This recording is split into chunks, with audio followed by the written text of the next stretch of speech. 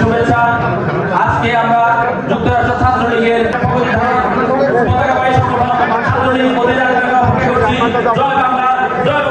ধন্যবাদ সবাইকে। কিভাবে প্রকাশ করবো আমার সে ভাষা জানা নেই। আপনি ভালো থাকেন, আপনি ভালো থাকলে আমরা ভালো থাকবো। আপনি আজকে যে ভাষা দেবেন, আপনি যে কথা আমাদের বলবেন, যে নির্দেশ দেবেন, আমরা যুক্তরাষ্ট্রে যারা আছি আমাদের জীবনের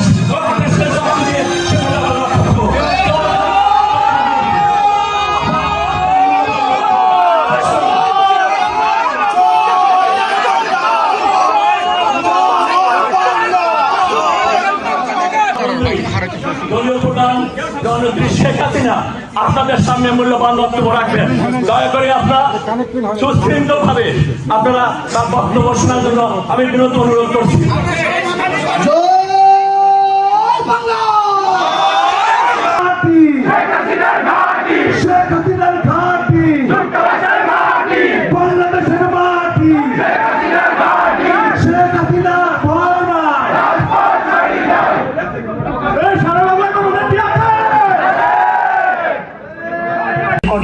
একটা অন্তত একটা ফোন সেখানে রেখে বা দুই তিনটা ফোন রেখে ওখানে বক্তব্যটা তোমরা রেকর্ড করতে পারো। আমরা শুনতে পাচ্ছি, আপনি বলেন আপা। আমরা রেকর্ড করছি আপা।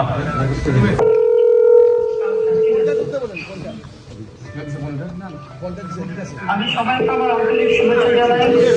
এটা বিজয়ের মাস, বিজয়ের মাসে আমার আওয়ামী লীগের সকল নেতা কমিটি সহযোগী সংগঠন থেকে শুরু করে বাংলাদেশের জনগণ, দেশের প্রবাসে যারা আছে সবাইকে আমি বিজয়ের মাসের শুভেচ্ছা জানাচ্ছি। দেশের মানুষ যাতে উন্নত জীবন পায় সেভাবে আওয়ামী লীগ কাজ শুরু করে, আর তার সুফল দেশবাসী পেতে শুরু করে। কিন্তু দুর্ভাগ্য আমাদের অনেক ঘাত প্রতিঘাতের মধ্য দিয়ে যখন বাংলাদেশটাকে আমরা উন্নয়নশীল দেশের মর্যাদায় উন্নীত করলাম, কারণ 2008 নির্বাচনে আওয়ামী লীগ জয়ী হয়ে সরকার গঠন করে এবং তারপর থেকে দেশের সার্বিক উন্নয়নে কাজ করে যায়। বাংলাদেশের দারিদ্র্যের হার যেখানে 41 ছিল, আমরা তা কমিয়ে 18.7 ভাগে নামিয়ে আনি। দুর্ভাগ্য আমাদের 2024 নির্বাচন যাতে না হয় তার জন্য অনেক চক্রান্ত করা হয়। সকল চক্রান্ত উপেক্ষা করে আমরা কিন্তু নির্বাচন করে আসি, জনগণ আমাদের ভোট দেয়, আমরা দেশের কাজ শুরু করি। কিন্তু তখন গভীর চক্রান্ত, আর সেই চক্রান্তের ফলে আজকে কি দেখা গেল? আজকে বাংলাদেশে জঙ্গিদের শাসন, সন্ত্রাসীদের শাসন, পিঠে পিঠে মানুষ হত্যা করা, পুলিশ হত্যা করা, পুলিশকে পিঠে ঝুলিয়ে রাখা, আওয়ামী লীগের নেতা কর্মী এ পর্যন্ত না হলেও প্রায় 4-5 হাজার আওয়ামী লীগের নেতা কর্মী এবং তাদের পরিবারের সদস্যদেরকে নির্মমভাবে হত্যা করা হয়েছে। সেখানে কাউকে গুলি করে, কাউকে পিটিয়ে, তাকে নানাভাবে। কারণটা কি? হঠাৎ কোটা আন্দোলন। 2018 সালে তো কোটা বাতিল করে দিয়েছিলেন, হাইকোর্ট একটা রায় দিল। সে রায়ের ফলে কি হলো? কোটা আবার পুনর্বহাল করলো। আমরা সরকারের পক্ষ থেকে উচ্চ আদালতে আপিল করে সেই রায় আমরা স্থগিত করে দিলাম, কারণ আমরা তো কোটা বন্ধই করে দিচ্ছি। জুলাই মাসের 7 তারিখে ছাত্রছাত্রীদের আন্দোলন, তাদের কিন্তু পুলিশ কোনো বাধা দেয়নি, তাদের কিন্তু আন্দোলনে কোনো প্রতিবন্ধকতা করেনি।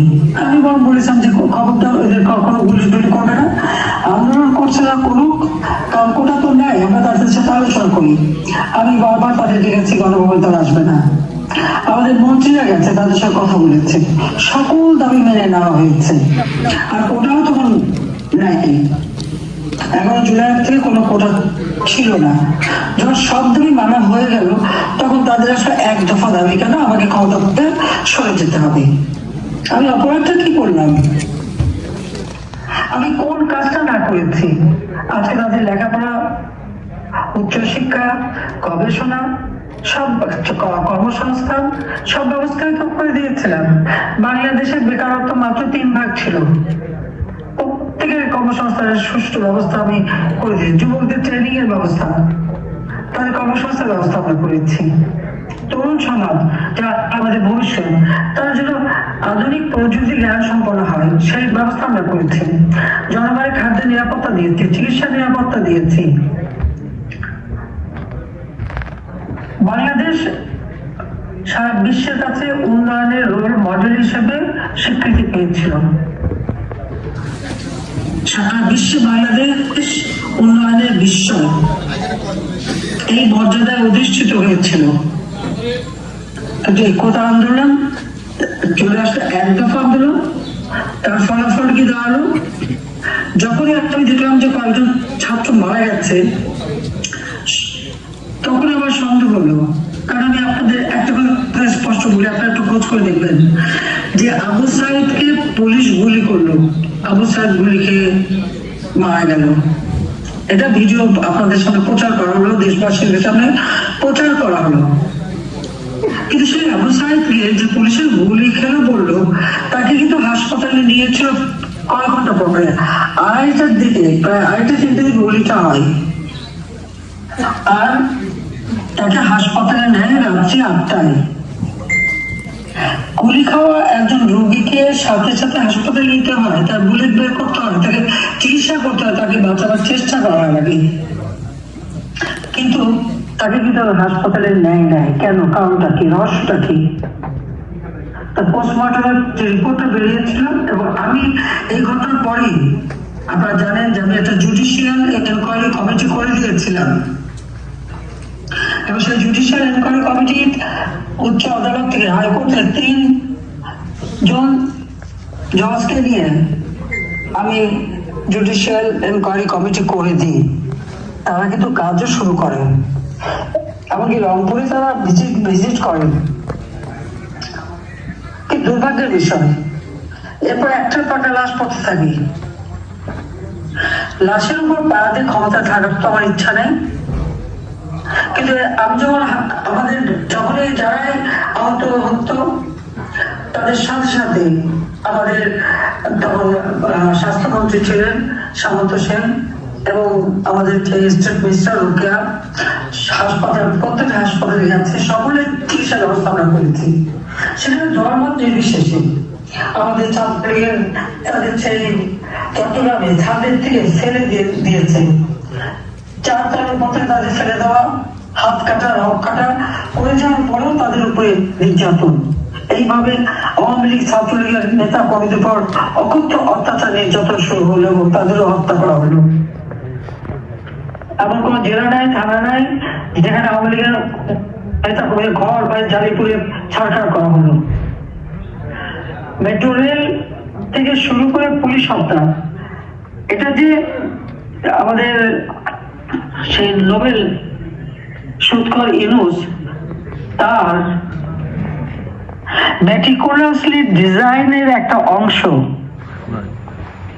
কারণ তিনি আন্দোলনের ব্যাপারে, আপনাদের মনে আছে বিল ক্লিনটনের অনুষ্ঠানে সে খুব স্পষ্টভাবে বলল যে এই আন্দোলনে কোনো নেতৃত্ব ছিল না, আপনারা দেখেন নাই। এই আন্দোলনের কোনো ছাত্র বা কারো কোনো কিছু করার ছিল না, এটা হলো তার মাস্টার মাইন্ড দ্বারা মেটিকুলাসলি ডিজাইন করে এই আন্দোলন করা হয়েছিল, এবং সেভাবে সে আমাকে ক্ষমতাচ্যুত করেছে এবং সে ক্ষমতা এসেছে। তাহলে এই আন্দোলনে তাহলে কারা ছিল? এবং এই যে মেটিকুলাসলি ডিজাইন করে যে হত্যাকাণ্ড, তারই একজন সমন্বয়ক, অর্থাৎ ইউনূসের এক ক্যাডার, সে নিজে স্বীকার করেছে, বলেছে কি পুলিশ হত্যা না করলে আর মেট্রোলে আগুন না দিলে তাদের বিপ্লব সার্থক হতো না। কিসের বিপ্লব? এখানে জনগণের সম্পৃক্ততা কি ছিল? হ্যাঁ, কিছু লোক বিভ্রান্ত হয়েছিল। আমি দেখছি অনেক শিক্ষিত সমাজ, অনেকে তাদেরকে সমর্থন দিয়েছিল, ভেবেছিল এটা বোধহয় বিরাট একটা কোনো আন্দোলন। কিন্তু আপনারা যদি গভীর ভাবে দেখেন যে সবকিছু অত্যন্ত পরিকল্পিতভাবে তাদের বিশেষ প্রশিক্ষিত সন্ত্রাসীদের দ্বারা এই ঘটনা ঘটিয়েছে। সে জেনেভা ক্যাম্পের যারা বিহারি, মিরপুর এবং মোহাম্মদপুর, তাদেরকে বিভিন্ন বস্তি, কিছু মাদ্রাসার ছাত্রছাত্রী, কিছু আমাদের অন্যান্য বিশ্ববিদ্যালয়ের ছাত্রছাত্রী, কলেজের ছাত্রছাত্রী, তাদেরকেও তারা সম্পৃক্ত করেছে। এবং যারা ছাত্র না তাদের জন্য সাদা প্যান্ট, কালো প্যান্ট, সাদা শার্ট তৈরি করে ফলস আইডি কার্ড পরিয়ে তাদেরকে মাঠে নামিয়েছে ছাত্র হিসেবে। আর তাদের ব্যাগে কি থাকতো? পাথর, লোহার টুকরা, ধারালো অস্ত্র। এবং এইভাবেই তারা কিন্তু এই হত্যাকাণ্ডগুলি ঘটাতে শুরু করে। কিন্তু পরবার দোষ দিয়ে যাচ্ছে সরকারের উপর। আমাদের পুলিশ বাহিনী তো কোনো মেটাল বুলেট ব্যবহার করেনি, পুলিশ, সেনাবাহিনী, বিডিআর তাও তো গুলি করেনি। হ্যাঁ, পুলিশ যখন হত্যা করে, যখন পুলিশের লাশ ঝুলাচ্ছিল সেই সময় পুলিশ তাদেরকে রক্ষা করতে চেষ্টা করেছে। আত্মরক্ষার অধিকার কিন্তু সকলেরই আছে। এবং আপনাদের আমেরিকায় আপনারা দেখেছেন যে পুলিশ একটু হাত পা নাড়ালেই গুলি করে মেরে ফেলে। এটা আমাদের পুলিশ অত্যন্ত ধৈর্য তখন দেখিয়েছিল। তাদেরকেও হয়রানির শিকার করতে হচ্ছে এত ধৈর্য দেখানোর পরেও। আওয়ামী লীগ এবং সহযোগী সংগঠনদের নেতা কর্মীদের হত্যা, গ্রেপ্তার, নির্যাতন, বাড়িঘর, ব্যবসা প্রতিষ্ঠান অগ্নিসংযোগ করে লুটপাট করা হচ্ছে। আবার তাদের বিরুদ্ধেই হত্যা মামলা দেওয়া হচ্ছে। পুরো জিনিসটাই যে সাজানো একটা নাটক করে সব হাজার হাজার কোটি টাকা খরচ করে ক্ষমতা এসেছে, এতে কোনো সন্দেহ নেই। আমার প্রশ্ন হচ্ছে যে দেশটা আজকে এত উন্নত হচ্ছিল, সেই দেশটাকে এইভাবে সর্বনাশ করার কি অধিকার তার ছিল? আজকে রিমান্ডে নিয়ে অত্যাচার করা হয়, ছেলেকে না পেলে মাকে হত্যা করে, ছেলেকে না পেয়ে বাড়িতে আগুন দিয়ে মা ও চাচিকে পর্যন্ত হত্যা করেছে। সেটা আপনারা দেখছে গৌরবী বাজারেই ঘটনা ঘটল মাত্র 7 ডিসেম্বর। গত পরশুই বগুড়ায় জেলখানায় আমাদের যুবলীগের কয়েকজন কর্মী মৃত্যুবরণ করেন, তাদেরকে হত্যা করা হয়।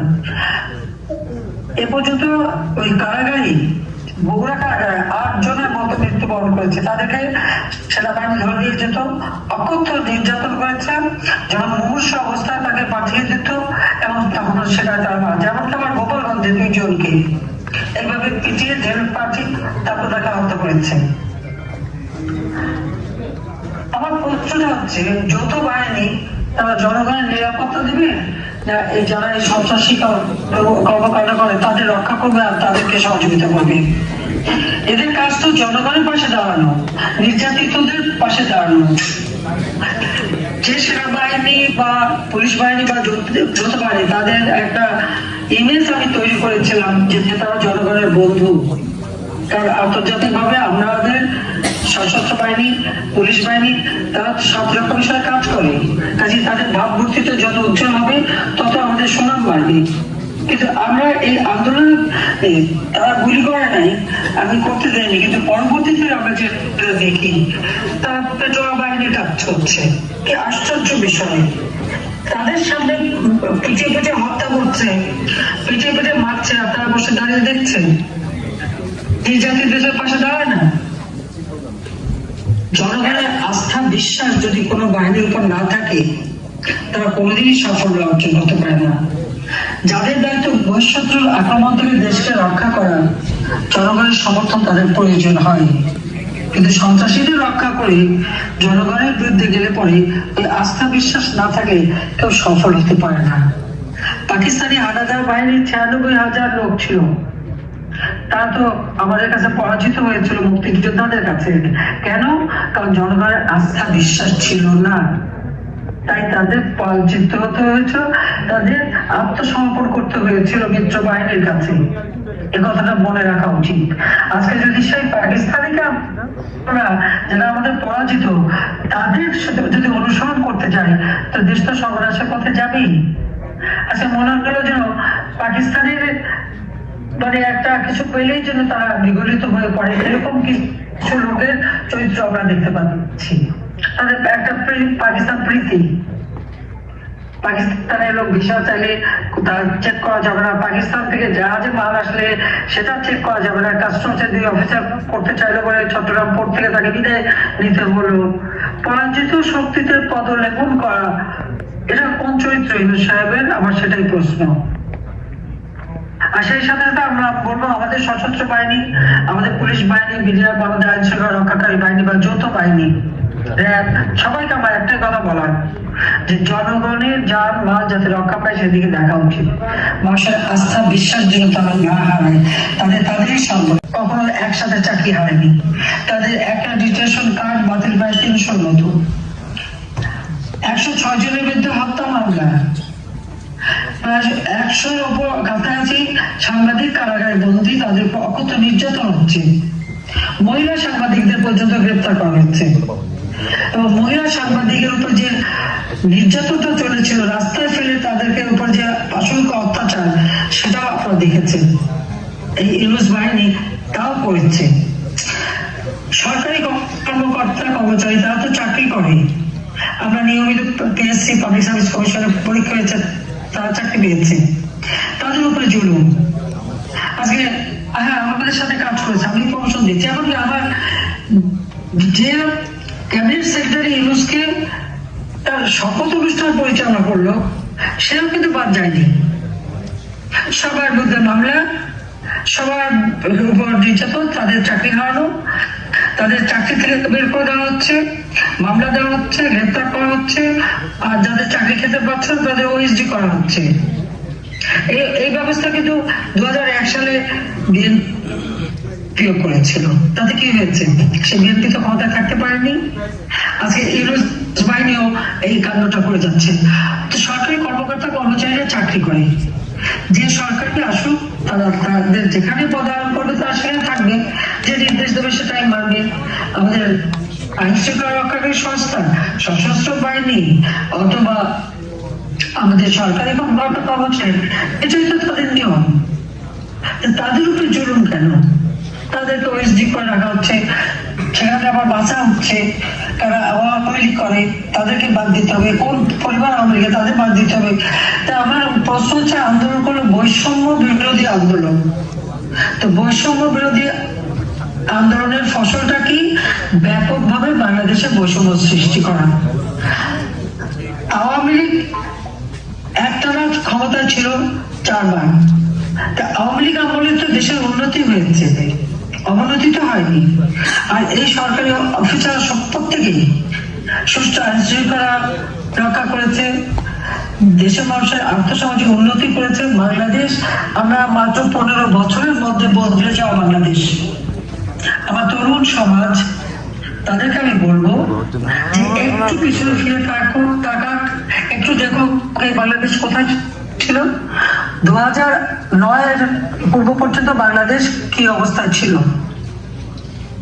তখন যাদের হয়তো জন্ম হয়েছে বা তারা হয়তো 4-5 বছর, 7 বছর, 8 বছর বা 10 বছর, তারা তো দেখেনি, তাদের হয়তো অতটা উপলব্ধি নেই। আজকে তারা পরিবর্তনটা দেখুক যে আওয়ামী লীগ সরকার থেকে জনগণের কল্যাণ করেছে, ভালো করেছিল, এই তরুণ সমাজের জন্য উজ্জ্বল ভবিষ্যৎ নিশ্চিত করেছিল, না জঙ্গি শাসন করেছিল। ইউনূস সরকার আমাকে স্বেচ্ছাচার বলে, ফ্যাসিস্ট বলে। আমি আপনাদের অনুরোধ করব, কে ফ্যাসিস্ট আপনারা একটু তুলনা করে দেখেন। আমার সময় আমি প্রথম বাংলাদেশের টেলিভিশন বেসরকারি খাতে উন্মুক্ত করে দিই। ইউনূস সাহেবের গ্রামীণ ফোন ব্যবসাটা আমি দিয়েছিলাম তাকে, কারণ মোবাইল ফোন বেসরকারি খাতে উন্মুক্ত করে এই ব্যবসা করার সুযোগ আমি দিই। গ্রামীণ ব্যাংকের হাজার হাজার কোটি টাকা মানি লন্ডারিং করে সে নিয়ে গেছে। যতদিন এমডি ছিল গ্রামীণ ব্যাংকে কোনোদিন অডিট করেনি। আজকে অডিট করার পর বেরিয়েছে 25,000 কোটি টাকা সে মানি লন্ডারিং করে বিদেশে পাচার করেছে। গ্রামীণ ফোনের টাকা সে বিদেশে পাচার করেছে। এখনো বিটিআরসি তার কাছে কয়েক হাজার কোটি টাকা পায়, 6,000 কোটি টাকা পাও না। নিজের ট্যাক্স 666 কোটি টাকার ট্যাক্স, উচ্চ আদালতের নির্দেশ ছিল সেই ট্যাক্স সে দেবে। 6 তারিখে আদালতের রায় হওয়ার কথা, সে 5 তারিখে আন্দোলন শুরু করালো। এটা হঠাৎ করে হয়নি, কেন? তাদের ট্যাক্স দিতে না হয়, সেটিও সরকারকে উৎখাত করতে হবে। তার বিরুদ্ধে দুর্নীতি দমন কমিশনে এই গ্রামীণ ব্যাংকের অর্থ আত্মসাৎ করা, সেই মামলা হয়েছিল। শুধু তাই না, একটা কোম্পানির 5% লেবারদের ওয়েলফেয়ার ফান্ডে দিতে হয়। কোনোদিনই লেবারদের ওয়েলফেয়ার ফান্ডে 1 পয়সাও দেয়নি, সব পয়সা সে মেরে খেয়েছে। এবং সেখান থেকে 25 কোটি টাকা সে ঘুষ দিয়েছে। 2 লেবারের যারা আন্দোলন করেছিল তাদের প্রেসিডেন্ট সেক্রেটারিকে এক একজনকে 3 কোটি টাকা করে ঘুষ দেয়। এমনকি অ্যাটর্নি জেনারেলকে ঘুষ দেওয়ার জন্য টাকা সাথে, অ্যাটর্নি জেনারেল সেটা নেয়নি। তখন জিনিসটা ফাঁস হয়ে যায়, জনসম্মুখে চলে আসে।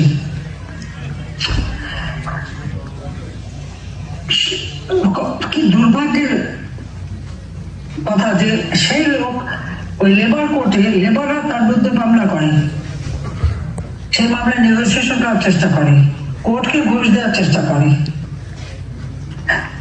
ওই লেবার কোর্টে মামলায় তার শাস্তি হয় 6 মাসের কারাদণ্ড। আজকে আমরা যখন দেখি যে একটা মানুষ আইনি সহায়তা পায় না, আমার প্রশ্ন, ইউনূস সাহেবের যখন কোর্ট সাজা দিল, তারপর সে জামিনের আপিল করলো, সরকারের পক্ষ থেকে আমরা তো কোনো বাধা দেয়নি। এমনকি আমাদের অ্যাটর্নিও বা লেবার কোর্টে তাকে বাধা দেওয়া হয়নি, তাকে জামিন দেওয়া হয়েছিল। আজকে যে সে ক্ষমতায় আছে, সে কিন্তু লেবারদের করা, তার নিজের কোম্পানির লেবারদের করা মামলায় সাজাপ্রাপ্ত আসামি। হ্যাঁ, ক্ষমতা যেদিনই আসে তারপরেই তার ওই 666 কোটি টাকা ট্যাক্স মাফ, ওটা মাফ হয়ে গেছে। তার মধ্যে দুর্নীতির মামলাগুলি এক এক তা তুলে দেওয়া হয়েছে। তাহলে কি ক্ষমতা তার দখলে নিজেকে বাঁচানোর জন্য? কিন্তু যে কালিমালারা, সেটা কিন্তু লেগে গেছে। আপনারা একটা জিনিস দেখেন, যত জঙ্গি সন্ত্রাসী ছিল তাদেরকে সে মুক্ত করে দিয়েছে, জেল থেকে ছেড়ে দিয়েছে। নরসিংদী জেল খুলে দিয়েছিল, সেখানে সব, সেখানে কয়েকজন জঙ্গিও ছিল বন্দী, তাদেরকে সে ছেড়ে দিয়েছে। হলি আর্টিজের ঘটনার কথা সকলের মনে আছে। সেই ঘটনা থেকে তদন্ত করে যারা দোষী, তাদের শাস্তি দেওয়া হচ্ছে, তারা জেলে ছিল, তাদেরকে মুক্ত করে দিয়েছে। 21শে আগস্ট গ্রেনেড হামলা, আমি তো বারবার হামলার মুখোমুখি হয়েছি। আল্লাহ রাব্বুল আলামিন কেন কিভাবে আমাকে বাঁচিয়েছে আমি জানি না, বারবার বেঁচে গেছি। 13টা গ্রেনেড ছড়া হয়েছিল, 11টা ফুটেছিল ওখানে। আমার নেতা কর্মীরা মানবরা রচনা করে আমাকে রক্ষা করেছিল, আমার সিকিউরিটি লোক জীবন দিয়েছিল। আইবি রহমান সহ 24 জন তখন মারা যায়, 25 জন মারা যায়, তার পরবর্তী আরো প্রায় 20-25 জন আহত অবস্থায় ধীরে ধীরে মৃত্যুবরণ করে। এখনো আমাদের অনেক নেতা কর্মী সমস্ত শুয়ে সেই স্প্রিন্টার, ওই ওবায়দুল কাদের, কাজী জাফরুল্লাহ থেকে শুরু করে আমাদের ছাত্রলীগের সাবেক প্রেসিডেন্ট সেক্রেটারি থেকে শুরু করে অনেক নেতা, প্রায় আমাদের 700 নেতা কর্মী আহত হয়। তার তখন বিচার হয়নি, তদন্ত হয়নি। 2007 সালে তত্ত্বাবধায়ক সরকার এসে এই তদন্ত শুরু করে। আমরা তো মামলাও করতে পারিনি, আমাদের মামলাও নেয়নি। 40 সালে বাবু সাবির চৌধুরী গিয়েছিল মামলা করতে, প্রতি ছেলে সে মামলা নেবে না, ফেলে রেখে চলে আসতে হয়েছিল। তত্ত্বাবধায়ক সরকার এসে তদন্ত করে, তারপর সেই বিচার হয়। যারা সাজাপ্রাপ্ত আসামি তাদের সবাইকে ইউনূস সাহেব মুক্ত করে দিয়েছেন। তবে আমার প্রশ্ন, তাহলে ওই গ্রেনেড হামলায় যেখানে আমরা শুনেছিলাম জাতির পিতার হত্যাকারীরা জড়িত ছিল এবং খাওয়া ভবন থেকে চক্রান্ত হয়েছিল, তার ইজিয়া সহ এরা সবাই জড়িত ছিল, তাহলে কি ইউনূস সাহেব এদের সাথে ছিল? সেও কি ওই 21শে আগস্ট গ্রেনেড হামলার মানে ইসের সাথে জড়িত? আমার তো সেটাই মনে হচ্ছে যে সেও এর সঙ্গে জড়িত ছিল। তাহলে এদেরকে ছেড়ে দেবে কেন? দুর্ধর্ষ সন্ত্রাসী যে কটা বন্দিখানায় সবাইকে সে মুক্ত করে দিয়েছে। আসলে তার আন্দোলনটা এটা ছাত্র আন্দোলনও না, জনগণের আন্দোলনও না। এই সন্ত্রাসীদের সাথে তার একটা সম্পর্ক ছিল। তার ওই মেটিকুলাসলি ডিজাইনের মাস্টার মাইন্ড সে নিজেই হচ্ছে খুনি, এবং সে এদেরকে ব্যবহার করেছে। এদেরকে ব্যবহার করেই তারা সে এই আন্দোলনের নামে গণহত্যা চালিয়ে দেশকে আজকে একটা চরম বিপদের মধ্যে ফেলে দিয়েছে। আজ ন্যায় বিচার পাওয়ার অধিকার নাই। একজন যদি কারাগারে বন্দিখানা নিয়ে যাচ্ছে, আমাদের বয়স্ক নেতা সে রমেশ চন্দ্র বাবু থেকে শুরু করে এদেরকে গ্রেপ্তার করেছে, হাতে হ্যান্ডকাপ পরানো। আমি কখন দেখি নাই যেভাবে হাতে হ্যান্ডকাপ পরিয়ে রাজনৈতিক নেতাদের নিয়ে যায়। আবার পুলিশও তাদের নিয়ে যাচ্ছে, ওই বিএনপি জামাত এবং ইউনুস বাহিনী তাদের উপর হামলা করছে। এটা কোন ধরনের কথা? ন্যায় বিচার পাওয়ার অধিকারও বাংলাদেশের মানুষের নাই। আজকে তাদেরকে কোর্টে আইনজীবী যেতে পারে না। যে কোনো একজন যদি মামলা আসামি হয়, রাষ্ট্রের দায়িত্ব থাকে, সে যদি আইনজীবী নিয়োগ দিতে না পারে, তাহলে তার কাছে আইনজীবী তাকে সরকারের পক্ষ থেকে দিতে হবে।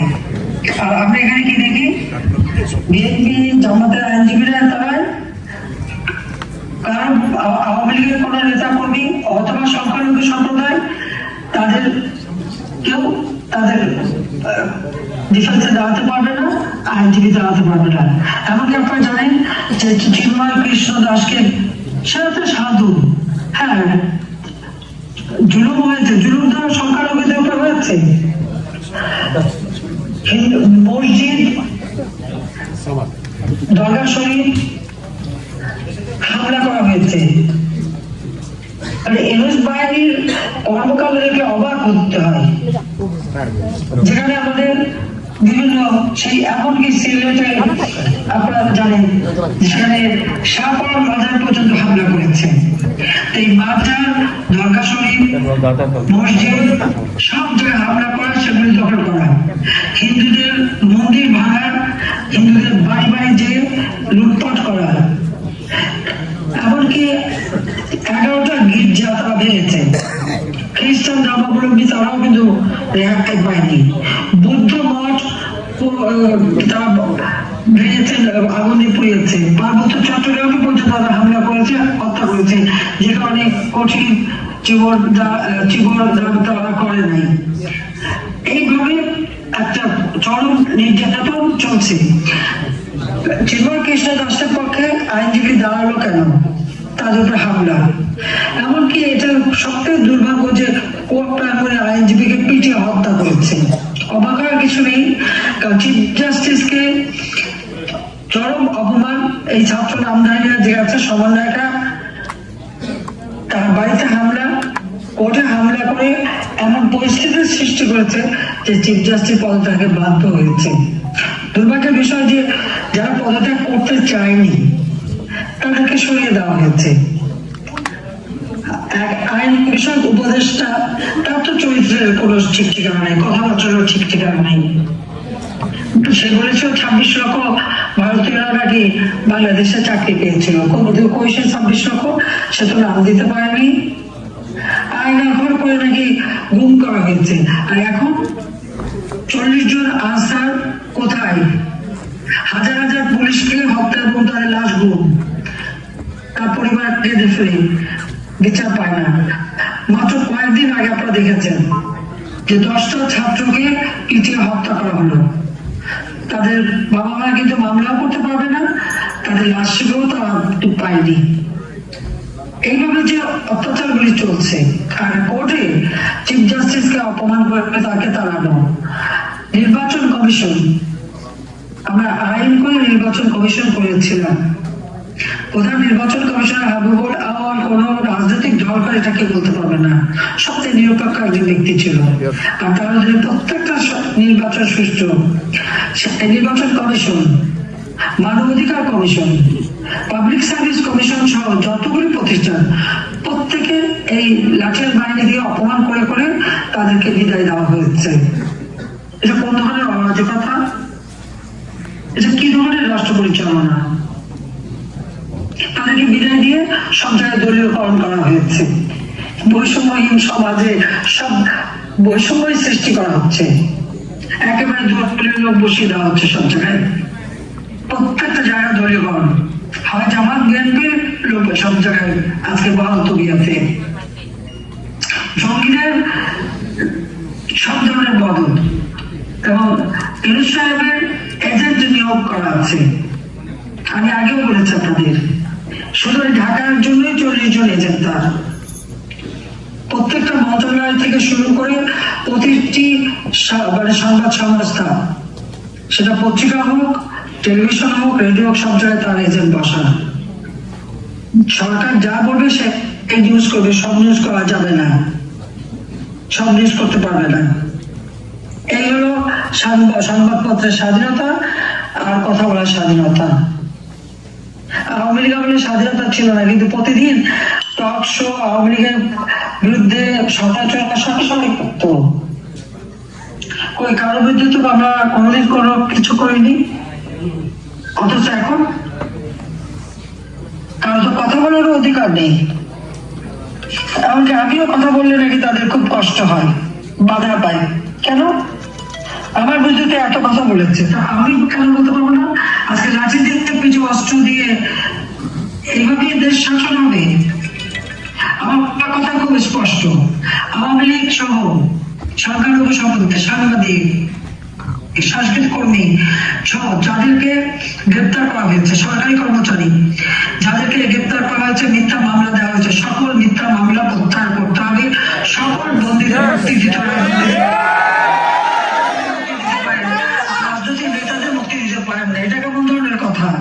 যাদের ঘর বাড়ি আওয়ামী লীগের সেই জেলা থেকে নিয়ে ঢাকা শহর থেকে নিয়ে আপনারা জানেন যে তৃণমূল পর্যায় পর্যন্ত কারো ঘর বাড়ি নাই, ব্যবসা প্রতিষ্ঠান, এমনকি আপনার প্রবাসী তাদেরও সেই ঘর বাড়ি লুটপাট এবং জ্বালিয়ে দেওয়া হয়েছে। কালকেও আমি কথা বললাম বারহাট্টায়, সেখানেও আমাদের নেতা কর্মীদের সবার ঘর বাড়ি জ্বালিয়ে দেওয়া হয়েছে। যাদের ঘর বাড়ি সবকিছু জ্বালিয়ে দেওয়া হয়েছে, যারা এই সন্ত্রাসী জঙ্গি কাজের সাথে জড়িত, তাদের প্রত্যেককে গ্রেপ্তার করতে হবে, তাদের বিচার করতে হবে। তাদের উপর যে হামলা হচ্ছে, তাদেরকে হয়রানি, গ্রেপ্তার এবং মামলা দেওয়া হচ্ছে, চাকরিচ্যুত করা হচ্ছে, এগুলি বন্ধ করতে হবে। সম্পদে আবার বহাল করতে হবে। উন্নয়নে তারা সহযোগিতা করেছে। সেই সাথে সাথে আজকে যে ঝড়, বন্যা, প্রাকৃতিক দুর্যোগ গেল, ওই একটা মানুষও তো কোনো সহযোগিতা পায়নি। তাদের পাশে থেকে দাঁড়াবার কেউ ছিল না। আজকে কোনো বাড়ি যেতেই বলবো, সবচেয়ে দুঃখ হয়ে যায় যে যারা এই সমস্ত সন্ত্রাসী কর্মকাণ্ডের সাথে জড়িত, তাদেরকে দায় মুক্তি দেওয়া হলো। থেকে সেই 8 আগস্ট পর্যন্ত যে যে ঘটনা ঘটেছে তাদের বিচার হবে না, করতে পারবে না। তাহলে আওয়ামী লীগের যে শত নেতা কর্মীকে হত্যা করা হলো, পুলিশ বাহিনীকে হত্যা করে ঝুলিয়ে রাখা হলো, এমনকি আওয়ামী লীগের নেতা ঝিনাইদহের সেক্রেটারি এবং গাজীপুরের জুয়েল থেকে শুরু করে এদেরকে যে ঝোপে পা বেঁধে জানার মতো ঝুলিয়ে রাখা হলো, তার কোনো বিচার হবে না। এতগুলি স্থাপনা ধ্বংস করা হলো, আগুন দেওয়া হলো, বিটিভি থেকে শুরু করে মেট্রো রেল পর্যন্ত, সড়ক ভবন, সেতু ভবন, দুর্যোগ মন্ত্রণালয় ভবন, এর কোনো বিচার হবে না। এত ধ্বংস যারা করেছে তাদের কোনো বিচার হবে না, তাদের কোনো আইনের আওতায় আসবে না। সেই দায় মুক্তি যারা সব খুনি, অপরাধী, অগ্নিসংযোগকারী, এমনকি বঙ্গবন্ধু ভবন, এটা হলো ইউনূস সাহেবের মেটিকুলাসলি ডিজাইনের। তার 1 নম্বর ছিল হলো ওই আন্দোলন নামে ভাতাবাজি দেওয়া, আর 2 নম্বর হলো সব জ্বালা পোড়া করা। তার এই দ্বিতীয়, অর্থাৎ তার যে দ্বিতীয় দফা, সেটাই ছিল বঙ্গবন্ধু ভবন, স্মৃতি জাদুঘর, সেটা পোড়ানো। কি অপরাধটা করেছিল ওই বাড়িটা? ওই বাড়ি থেকে তো জাতিপিতা 6 দফা ঘোষণা দিয়েছেন, ওই বাড়ি থেকে তো স্বাধীনতার ঘোষণা দিয়েছিলেন, আর ওই বাড়িতেই তো তিনি জীবন দিয়েছেন। 71 সালে বাড়ি লুটপাট করা হয়, 75 সালে জাতীয় পতাকা হত্যার পর বাড়ি লুটপাট করা হয়। তারপর যেটুকু অবশিষ্ট ছিল, আমরা তো 2 বোন উত্তরাধিকার সূত্রে ওই সম্পত্তি পেয়েছি, আমরা তো ভোগ করিনি। আমরা তো তার জনগণকে দান করে দিয়েছিলাম, বঙ্গবন্ধুর স্মৃতি জাদুঘর সৃষ্টি করেছিলাম, বঙ্গবন্ধু মেমোরিয়াল ট্রাস্ট করে আমরা শত শত ছাত্রছাত্রীদের বৃত্তি দিতাম। আমরা আমাদের এই 21 আগস্ট আহত নিহত পরিবার, তাদেরকে প্রতি মাসে বাসভাড়া দেওয়া, যারা দুস্থ তাদেরকে বাসভাড়া আমরা দিতাম। আমরা জনগণকে দান করেছিলাম।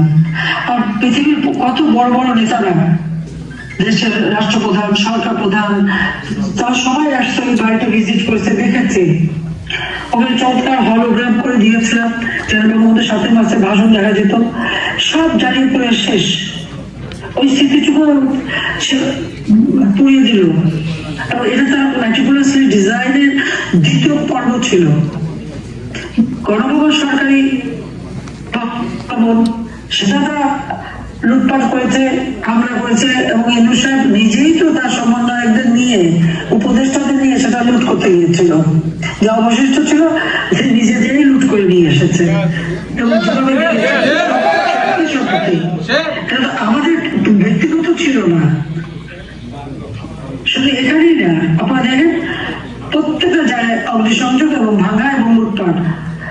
সংসদ ভবন হামলা করা, সংসদ ভবনের কাগজপত্র আগুন দিতে পারে না, যেখানে পানি ঢেলে দিয়ে এসছে। কত ঐতিহাসিক দলিল সেখানে ছিল, চমৎকার লাইব্রেরি আমরা করেছিলাম, সেগুলি তারা ধ্বংস করেছে। সংসদ ভবনে হামলা, সেখানে বসে সিগারেট, এই ছাত্ররা সিগারেট খাচ্ছে, সমন্বয়করা।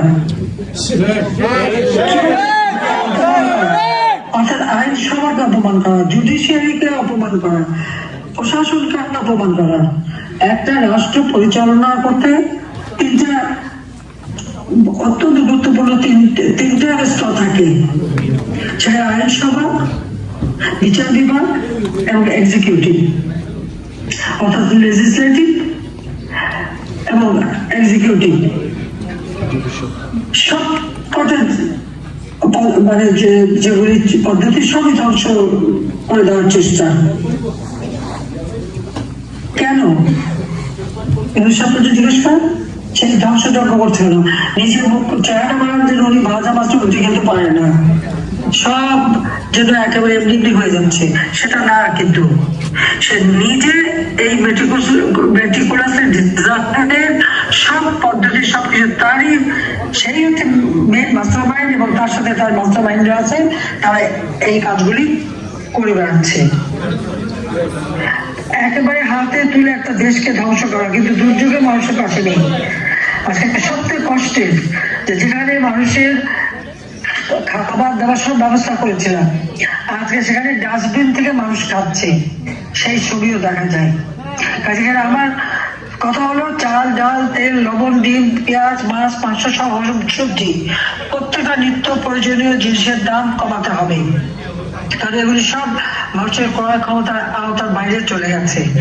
মানুষ কাজ পায় না, ওই দিন মজুর, খেটে খাওয়া মানুষ, রিক্সাওয়ালা, কেউই টাকা কামাই করতে পারছে না। কেউ আজকে সংখ্যালঘুদের উপর যে চরম নির্যাতন, আওয়ামী লীগ নেতা কর্মীদের উপরে নির্যাতন, এগুলি সব বন্ধ করতে হবে।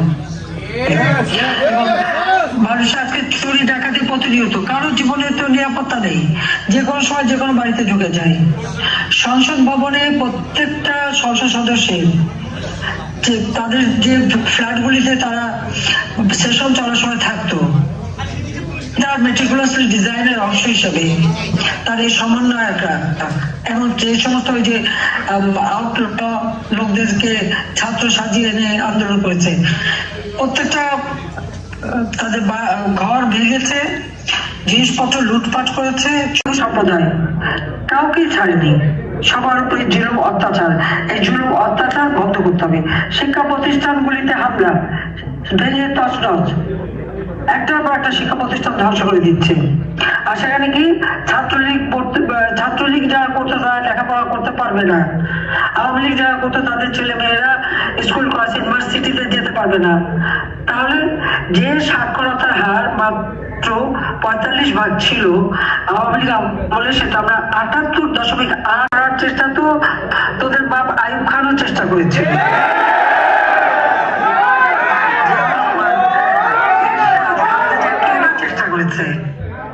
আওয়ামী লীগের শিকড় বাংলাদেশের জনগণের মাঝে প্রথিত। 1949 সালে প্রতিষ্ঠা লগ্ন থেকে এই আওয়ামী লীগ এবং 48 সালে ছাত্রলীগের প্রতিষ্ঠা লগ্ন থেকে এই ছাত্রলীগ বাংলাদেশের জনগণের ভাষার আন্দোলন, জনগণের স্বাধীনতার আন্দোলন সবই তারা করেছে। আজকে আওয়ামী লীগে করেছে, কত নেতা কর্মী সেলিম দেলোয়ার সহ কতজন জীবন দিয়ে গেছে, সেভাবেই কত আমরা প্রতিষ্ঠা করেছি। কাজে আওয়ামী লীগকে একেবারে শেষ করে দিবে সেটা কেউ পারবে না। নির্বাচনের নামে প্রহসন করবে, হ্যাঁ দলীয় লোক দিয়ে কমিশন গঠন করেছে।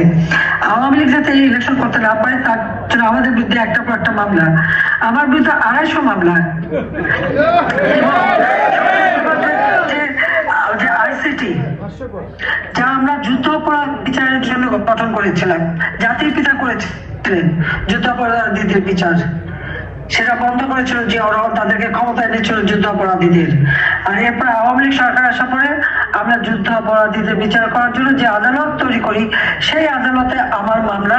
আর যুদ্ধ অপরাধীদের ডিফেন্সে যে ছিল সে হয়ে গেছে চিফ প্রসিকিউটর, আর বিএনপির একটা দল এবি পার্টি তার চেয়ারম্যান হয়ে গেছে চেয়ারম্যান। এদের কাছে কি বিচার পাবেন? আর আমার বিরুদ্ধে এবং আওয়ামী লীগের নেতাদের বিরুদ্ধে সব হত্যা মামলা আপনারা দেখেছেন। ইতিমধ্যে 35 জন যাদেরকে আমি হত্যা করেছিলাম বলে আমার বিরুদ্ধে মামলা দিয়েছে, সেই 35 জন জীবিত হয়ে ফিরে এসেছে। আর এসব মামলার মধ্যে 35 জনই জীবিত হয়ে ফিরে এসেছে। অনেকে মামলা দিয়েছে জানি না কার বিরুদ্ধে মামলা, কি মামলা তারা বলছে আমাদের জানি না, আমাদের বলছে সই করছি। ওনারা জানেন সবে, ওনারা কারা। এইভাবে মামলা দিয়ে যাতে আমরা ইলেকশন করতে না পারি সেই চেষ্টা, বারবার এই চেষ্টা করা হয়েছে, বারবার হত্যার চেষ্টা করা হয়েছে। এবারেও তো আমাকে তার মেটিকুলাসলি ডিজাইনের মধ্যে সপ্তাহে আগে ছিল গণভবন আক্রমণ করবে এবং আমাকে আর এনাকে হত্যা করবে। রাখে আল্লাহ মারে কে, আর মারে আল্লাহ রাখে কে? আল্লাহ তো আমাদের রক্ষা করে যাচ্ছে, নিশ্চয়ই আল্লাহর কোনো ইশারা আছে, নইলে মাত্র 20-25 মিনিটের মধ্যে আমি ওখান থেকে কিভাবে বাঁচতে পারলাম। এটাও আল্লাহ ঠিক 21 সাল যেভাবে আমাকে বাঁচিয়েছে সেইভাবেই বাঁচিয়েছে। কিন্তু আমার কথা বন্ধ করতে পারবে না, আমি জনগণের পাশে আছি।